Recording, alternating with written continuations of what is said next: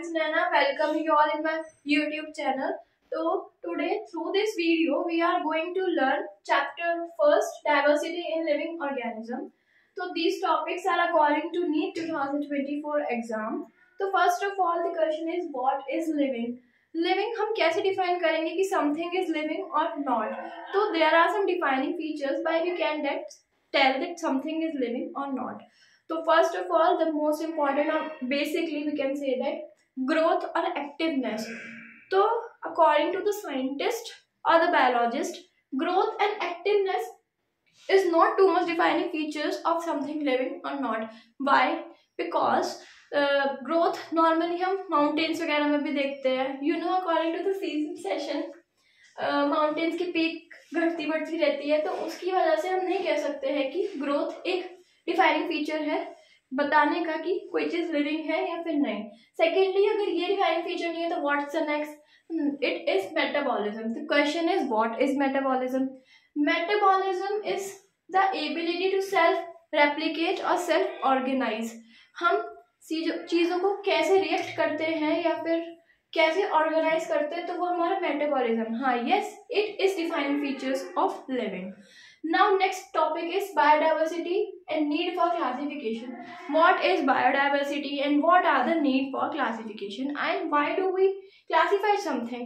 So it is because to understand something clearly or accordingly or according to from top to bottom, we are classify something in groups.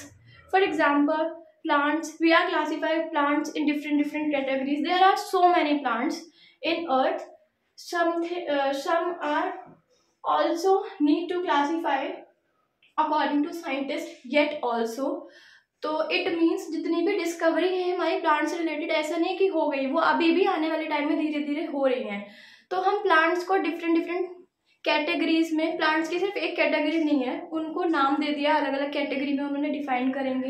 कुछ bryophytes, पेट्रोडोफाइट्स, ऐसे करके जितने भी groups हैं, groups के according उन्हें define करेंगे. तो whole this we are going to cover in this topic कि हम क्लासीफाई कैसे करेंगे चीज़ों को समझने के लिए. Now next is taxonomy and systematic binomial nomenclature. तो what is taxonomy and binomial nomenclature? तो इट इज इंटरेस्टिंग और most important topic according to the NEET 2024 exam. जितने भी मोस्ट इम्पॉर्टेंट क्वेश्चंस आते हैं हमारे इन टॉपिक से रिलेटेड भी आते हैं. तो अपनी नेक्स्ट वीडियो में मैं इस टॉपिक से रिलेटेड आपको MCQs क्वेश्चन एंड कंटेंट जो भी होगा वो शेयर करूँगी and I hope you get something from this. तो what is nomenclature? Nomenclature we can normally say that to give naming something. अब आपका क्वेश्चन ये होगा कि नेमिंग, ऑलरेडी चीज़ों को नेम कैसे दे सकते हैं. फॉर एग्जाम्पल जैसे मैंगो है, तो अगर हम देखें तो सिर्फ चीज़ों का एक या दो नाम नहीं है, उसे हम डिफरेंट लैंग्वेज में क्लासीफाई करते हैं. इन हिंदी, तमिल, मलयालम, तो they are different language we classify something. तो पढ़ने में दिक्कत ना हो, जो हिंदी जानता है या फिर जो इंग्लिश जानता है उसे मलयालम या तमिल नहीं आती है, तो डिफरेंट लैंग्वेज के डिफरेंट लोग होते हैं, तो उन्हें एक ही वर्ड को पढ़ने में दिक्कत ना हो, समझने में दिक्कत ना हो, इसीलिए साइंटिस्ट ने नॉमेनक्लेचर टर्म निकाली है कि भाई किसी भी ऑब्जेक्ट या किसी भी ऑर्गेनिज्म को एक पर्टिकुलरली फॉर्म में नेम दे देंगे और साइंस के थ्रू वो होल ऑफ अ वर्ड में एक ही नाम से जाना जाएगा. अब इसका एग्जांपल ले लेते हैं हम मैंगो. तो mango, you all know, it is basically summer fruit. तो मैंगो को कैसे हम डिवाइड कर सकते हैं नॉमेनक्लेचर? तो मैंगो का बेसिकली नॉमेनक्लेचर नेम होता है मैग्नीफेरा इंडिका. मैग्नीफेरा